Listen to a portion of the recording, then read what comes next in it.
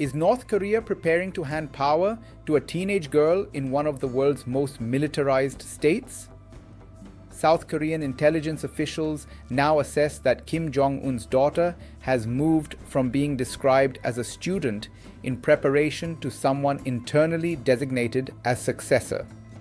If confirmed at the upcoming Workers' Party Congress, it would mark the first time a female heir stands formally in line to lead a nuclear-armed regime. In this video, we examine what that shift could mean and how it is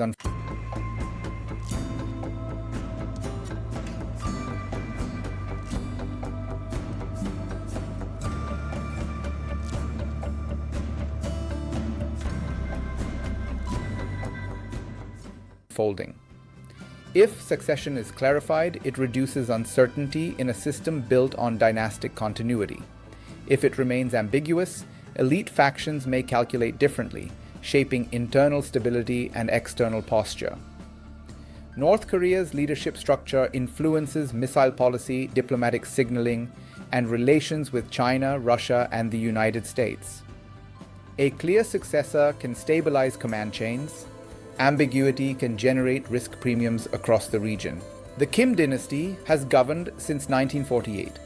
Kim Il-sung established the state, Kim Jong-il consolidated control after the Cold War, and Kim Jong Un assumed power in 2011 following his father's death. Each transition relied on elite endorsement, party choreography, and symbolic legitimacy. Kim Jong Un was publicly introduced years before his father died, appearing at military events and party gatherings to signal inevitability. That template informs current assessments. Kim Joo-I first appeared publicly in November 2022 at an intercontinental ballistic missile launch.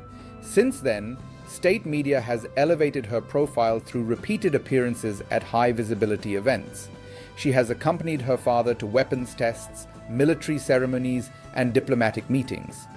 In 2023 and 2024, photographs showed her alongside senior officials during strategic weapons launches and at commemorations at the Kumsusan Palace of the Sun, where the embalmed bodies of her grandfather and great-grandfather are displayed. Such staging embeds her within the lineage narrative. South Korea's National Intelligence Service briefed lawmakers in a closed session this week. According to members present, the agency's language evolved from describing her as studying to become successor to assessing that she is in the stage of internal appointment. Legislators from both major parties conveyed that her public positioning now resembles that of a second-in-command figure. The NIS indicated it would closely watch whether she attends the Workers' Party Congress, scheduled later this month, the first such gathering in 5 years, where major policy lines are set. The Congress matters because it formalizes leadership roles and strategic direction. Analysts suggest one potential signal would be appointment to a senior party title, such as First Secretary. Others argue the message could be indirect, embedded in ideological formulations emphasizing the successful inheritance of the revolution. In North Korea's political grammar, subtle phrasing can function as institutional confirmation. Cultural context complicates interpretation. North Korea maintains conservative social norms, and previous assumptions held that a male heir would be favored. However, the regime's overriding priority is dynastic continuity rather than gender precedent. If elite consensus forms around her, institutional barriers can be reframed through propaganda emphasizing bloodline legitimacy. Her repeated placement beside missile systems and naval vessels suggests the narrative is being constructed around security stewardship. External optics also matter. In 2023, she accompanied her father during interactions involving Chinese leadership, signaling acceptance within North Korea's most important diplomatic relationship. Russia's cultural minister has also appeared in images with the pair in Pyongyang. These visuals convey normalcy and continuity to foreign audiences, reinforcing that succession planning does not disrupt external ties. Power dynamics inside the regime hinge on the Korean Workers' Party, the military, and security services. Kim Jong Un consolidated authority early in his rule through purges and promotions, reducing alternative power centers. A clearly designated heir can lock in loyalty calculations among elites who must align with the next generation. Ambiguity, by contrast, can encourage hedging behavior. Intelligence assessments suggest the current trajectory aims to preempt that uncertainty. Consider the first scenario.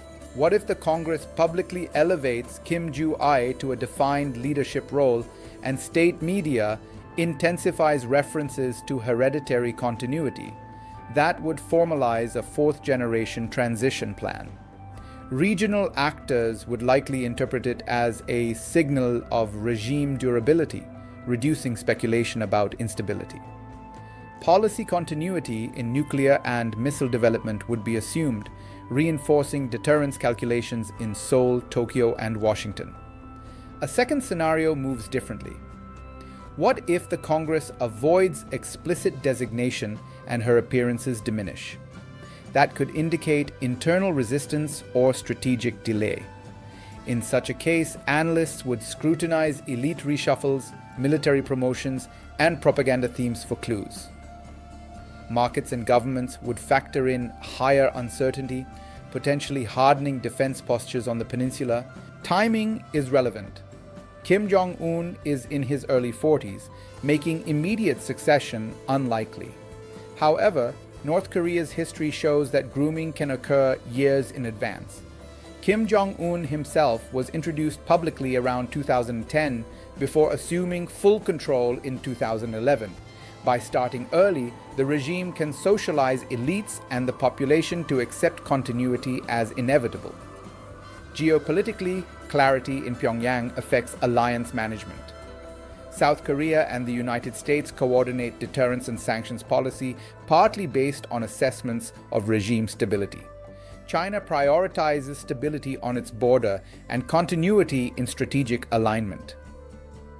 Russia's engagement with Pyongyang has expanded amid broader geopolitical tensions.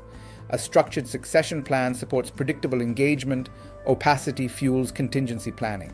The symbolism of youth also carries narrative utility. Presenting a teenage figure alongside advanced weaponry projects a story of generational permanence. It frames the nuclear program not as a temporary bargaining chip, but as an inherited national asset.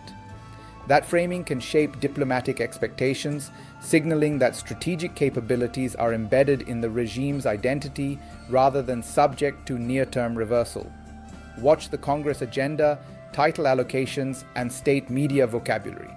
Monitor whether images place her centrally among senior officials and whether policy documents reference continuity in leadership lineage.